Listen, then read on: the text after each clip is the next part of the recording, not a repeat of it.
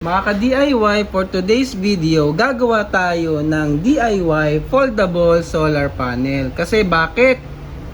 Aba, napakamahal pala nito mga ka-DIY. Kagaya nito, kay Flashfish.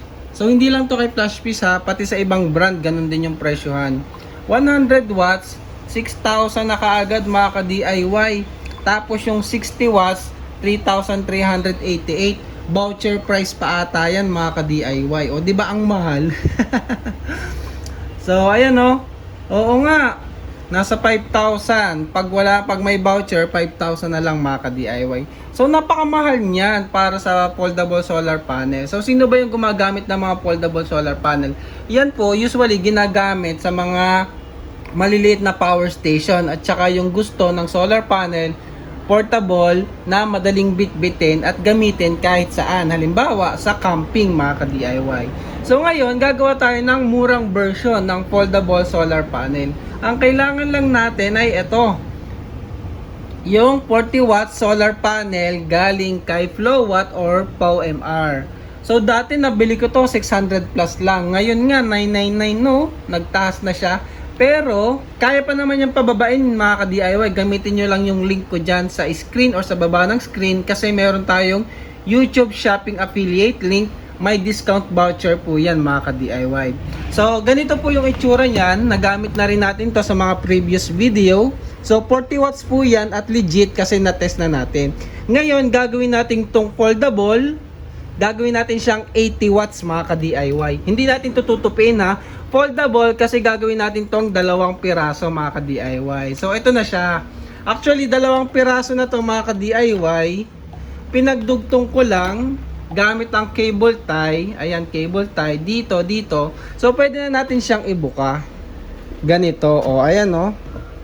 Mga ka-DIY. Pwede na natin siyang ibuka. Ayan.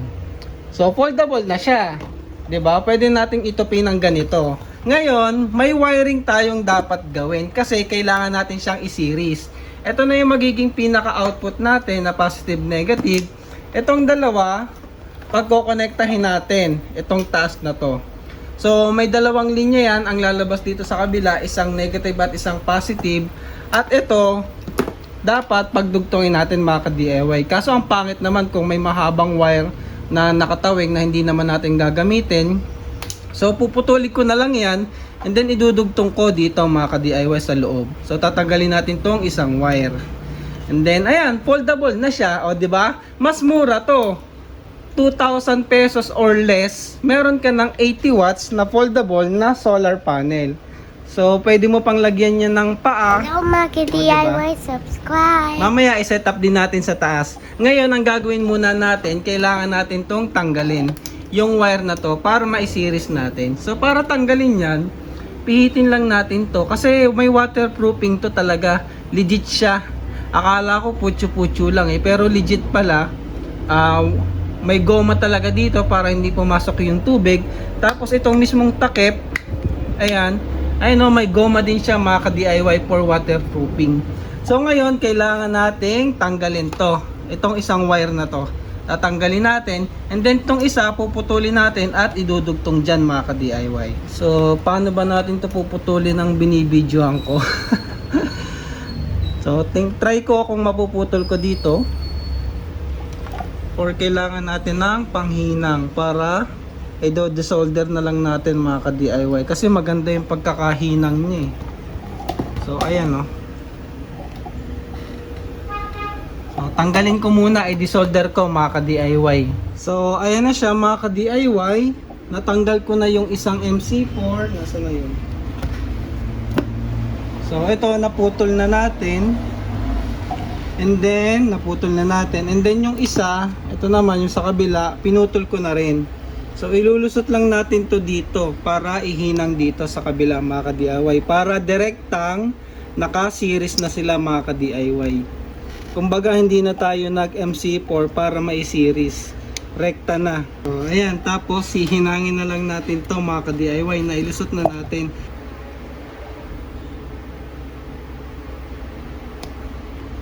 So, ayan mga ka-DIY, naihinang na natin. So, series na yan, connected na. Ayun lang, may nalimutan ako. Yung takip pangsara dito. Ay. Hindi natin nailusot dito mga ka-DIY. So tanggalin ko ulit.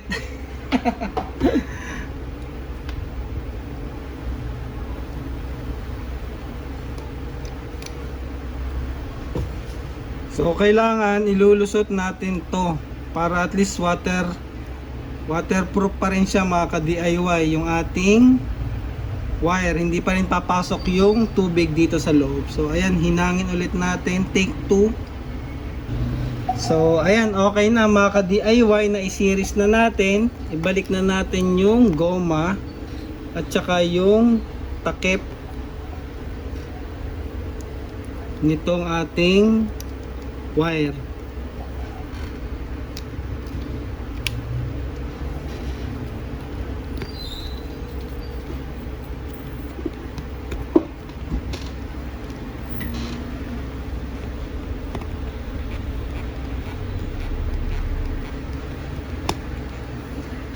Then pwede natin ibalik ito.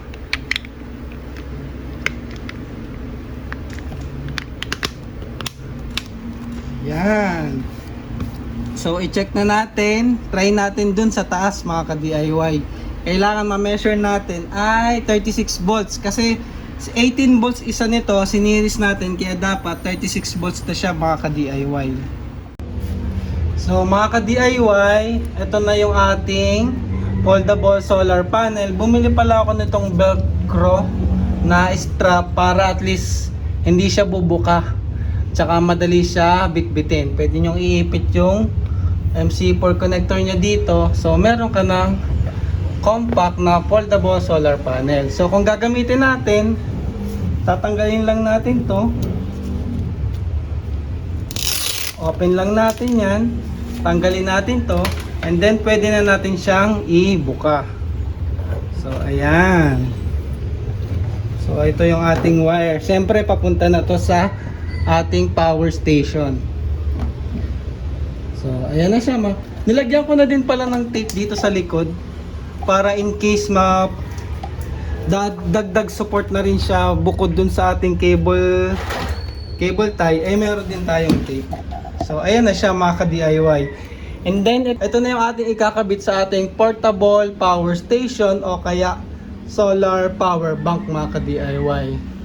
So 'di ba ang linis ng pagkakagawa, siniris lang natin doon. Tsaka make sure yung pag-series nyo ng wire na to hindi matatakpan yung ating solar panel. So ayan o, 'di ba? So goods na goods yung ating foldable na solar panel. Meron ka ng 240, equivalent yan sa 80 watts solar panel mga ka-DIY. Nagkakahalaga lang yung build natin na to. Kung magbabase nga ako doon sa original price nito, nabili ko lang ng 500.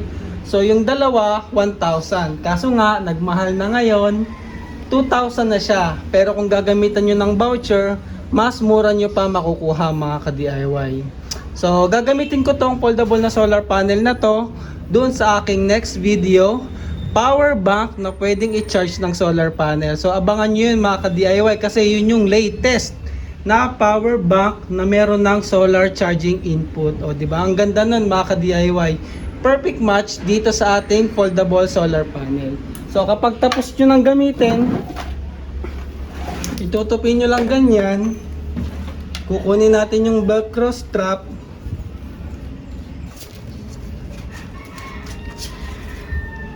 Yung velcro, ayan. Then, pwede na natin siyang itago mga ka-DIY. So, napakaganda niya kasi ang gaan niya nga lang mga ka-DIY. Yung wire pala hindi ko naipit. So, ayun. Check nyo na lang yung link nandyan sa screen mga ka-DIY. Ilalagay ko na lang. So, andito, check nyo na lang. Gamitan nyo ng voucher para mabili nyo ng mura kagaya ko. So, yun lang mga ka-DIY. Maraming salamat and thank you for watching.